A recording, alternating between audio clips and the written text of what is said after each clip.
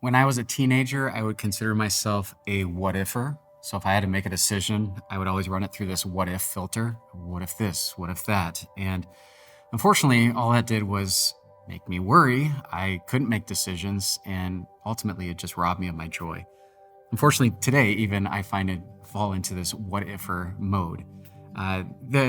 The experts, though, have a technical term for being a what-ifer. They call it anticipatory anxiety. It's worrying about futuristic events that you have no control over, but you assume the worst. Now, if you consider yourself to be a what-ifer or you deal with anticipatory anxiety, I am here to tell you that you're not alone. Even Jesus Christ dealt with bouts of this, and we have that recorded for us in 3 of the 4 biographies written about his life. And it tells us how one day he was with his disciples. They were in a garden called Gethsemane on the outskirts of Jerusalem. And when he was with them, Jesus was overwhelmed with this anticipatory anxiety because the very next day he was going to die. Now, obviously, impending death would cause anyone to be anxious.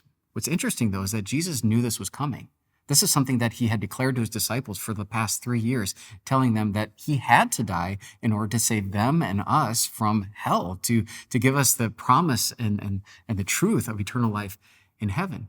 But even still, even though Jesus knew this was coming, it overwhelmed him. It filled him with anguish. In fact, one of the writers, Dr. Luke, said this in Luke chapter 22. He says, Jesus' sweat was like drops of blood falling to the ground. His sweat was like drops of blood falling to the ground. He was in such anguish because of what was going to come the next day. And it wasn't just the fact that he was going to die, but it was because of what Jesus knew he was going to experience. He was going to take upon himself the sin, the shame, and the guilt of the entire world, from every human being, from the beginning of time to the end of time. Just think about that for a second. I can barely handle my own guilt and shame, let alone someone else's, and you multiply that by billions upon billions. Even though what we're worried about doesn't compare to what Jesus went through, it doesn't mean that he doesn't care about what you care about or that he's concerned about what you're concerned about. He is, because he's gone through every single one of those emotions, and yet he is here for you. And he didn't allow his anticipatory anxiety to overwhelm him, to run his life, to ruin his life, but instead he was proactive about dealing with it. And this is what he did. Jesus could have, in that moment, isolated himself from his friends. He could have run away and said, I got to be on my own. But instead he said, come with me, come to the garden and pray. And so he asked for his fellow believers to come with him and take his burdens and put them in the Lord's hands through prayer. And then Jesus went off and prayed on his own.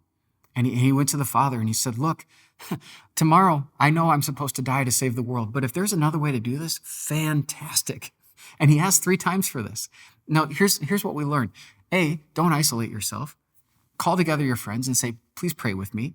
B, go pray to the Father on your own. And it's okay, Jesus did it. Say, if there's a different way, if I don't have to go down this path that's really worrying me, can you show me? Can you make a different way for me? That's okay.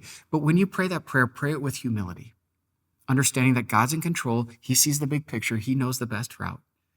Because when Jesus prayed those prayers, he finally said, your will be done. Not my will, but your will. What you want, not what I want. And what did God want? God said, I need you to go forward. I need you to die on the cross. I need you to pay for the sins of the world in this way. And that's what happened. The very next day, Jesus went to the cross. He died for you and for me. He took our shame and our guilt, and he was taken off that cross, and then he was put into that empty, lonely tomb.